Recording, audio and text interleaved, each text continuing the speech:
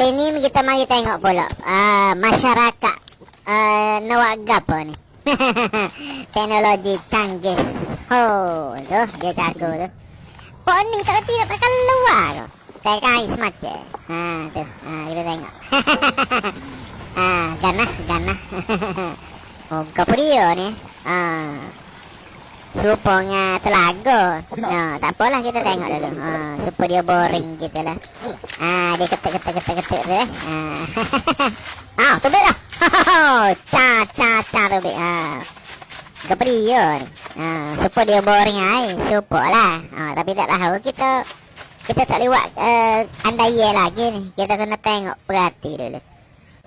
Tu dia boring. Dia boring ai ni seru ni.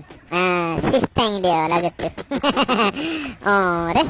Okey dia kuku tidak bucik perut seperti kita ni. Pok dia deh. Dia jaga pemakan ni. Kerja kuat. Sebab tu sihat-sihat. Cabut dah. Boring je seru ni, boring. Lambat weh. Keberi je weh. Dah lekat lah tu. Kita boring guna mesin. Dia tag gitu kan. Tok panjang kali tu. Yalah dah, boring dah. Boring. Tak boleh gidah ni. Tak ada hanya air pahit tu ya, ambil mana. Tu ibu-ibu dia. Ni panjang kali ni. Dia sambung.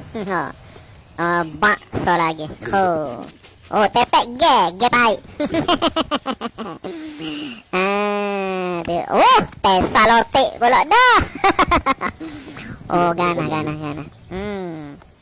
So lagi. Berapa meter ke bawah lah. Dia boring gitu je dah. Dia hatuk-hatuk gitu ya. Canggih. Tengah gaji besi pula dah. Tu ayah tu bakar gapul. Gitu sistem dia nya. Baru pehek.